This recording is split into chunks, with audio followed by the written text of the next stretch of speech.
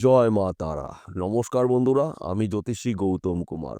আজকের আলোচনার বিষয় মিথুন রাশি মিথুন লগ্নের জাতক বা জাতিকাদের 22শে মার্চ থেকে 27শে মার্চের মধ্যে বন্ধ ভাগ্যের তালা খুলতে চলেছে। কেননা মিথুন রাশির সাপেক্ষে দশম ঘরে 3টি গ্রহ রাজকীয় চালে মিথুন রাশি রাজ করতে চলেছে। তাছাড়া দশম ঘরে তিনটি রাজযোগ তৈরি হয়েছে। আপনি যদি মিথুন রাশি অথবা মিথুন লগ্নের জাতক বা জাতিকা হয়ে থাকেন, তাহলে এই ভিডিওটি না কেটে না স্কিপ করে সম্পূর্ণ দেখার চেষ্টা করবেন। কেননা এই ভিডিওর মধ্যে আমি আপনাদের 9টি শুভ খবর জানাবো। এই 9টি শুভ খবর আপনার জন্য অপেক্ষা করছে। অর্থাৎ 22শে মার্চ থেকে 27শে মার্চের মধ্যে আপনি এই 9টি শুভ খবর পেতে চলেছেন। তাহলে বন্ধুরা, আসুন দেরি না করে মূল পর্বে যাওয়া যাক। কিন্তু ভিডিওটি শুরু করার আগে আমরা প্রথমে একটু দেখে নিই কোন 3টি গ্রহ রাজকীয় চালে আপনারা রাজ করতে চলেছেন।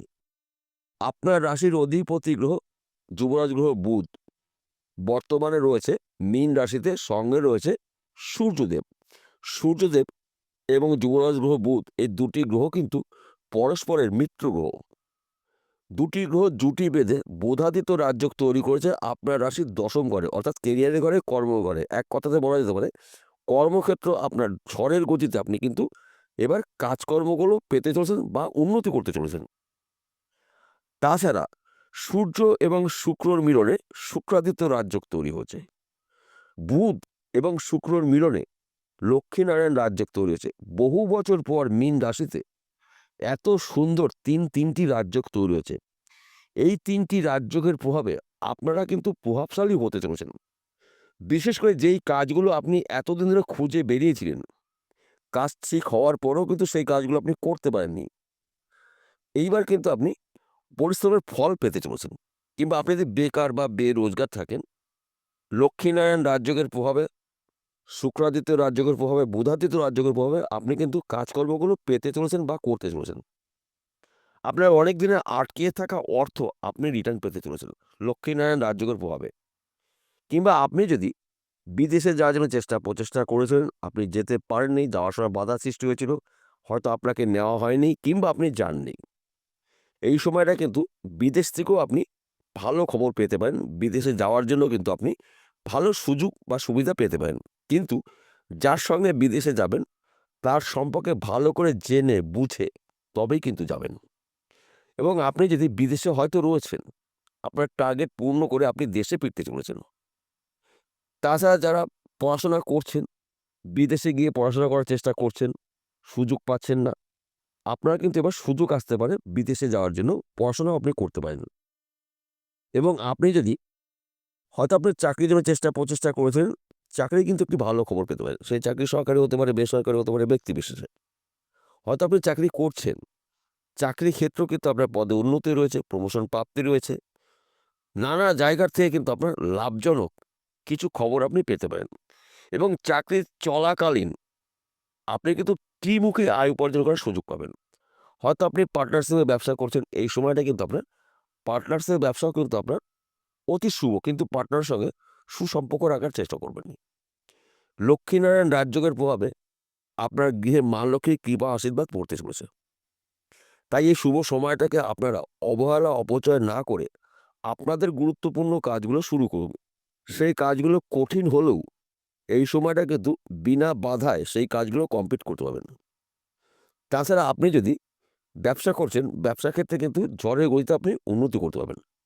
সেই ব্যবসা ছোট হতে পারে, মাঝারি হতে পারে, যে কোনো ব্যবসা হতে পারে।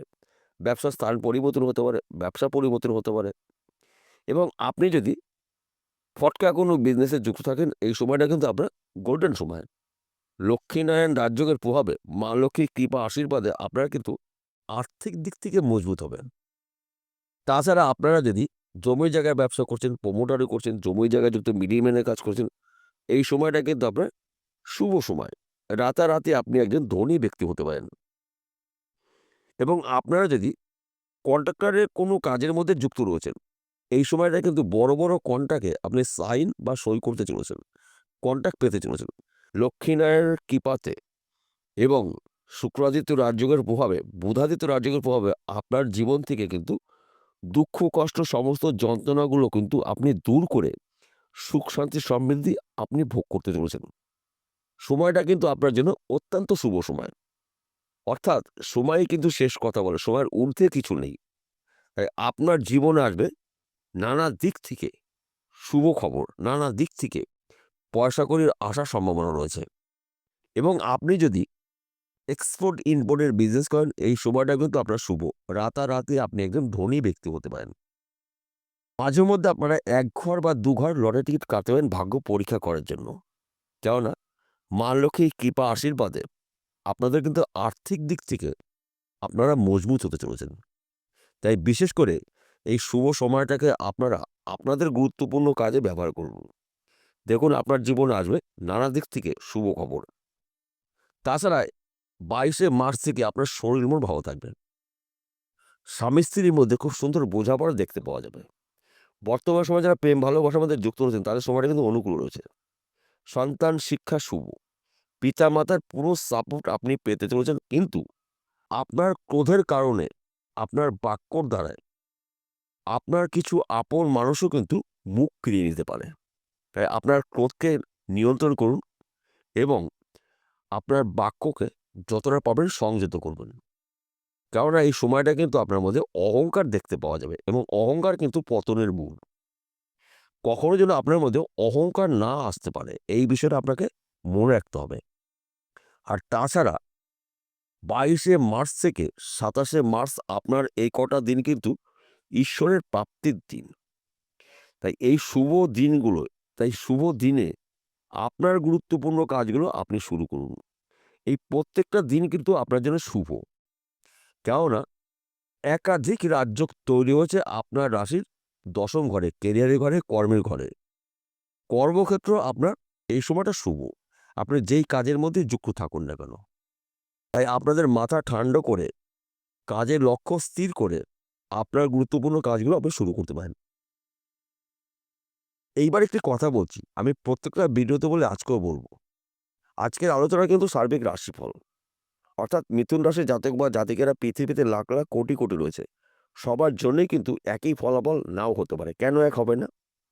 মিথুন রাশি, মিথুন লগ্নের জাতক বা জাতিকাদের জন্ম সাল আলাদা রয়েছে, জন্ম মাস আলাদা রয়েছে, জন্ম সময় আলাদা আলাদা রয়েছে, জন্ম নক্ষত্র আলাদা রয়েছে, এমনকি চিন্তাভাবনাও আলাদা আলাদা রয়েছে।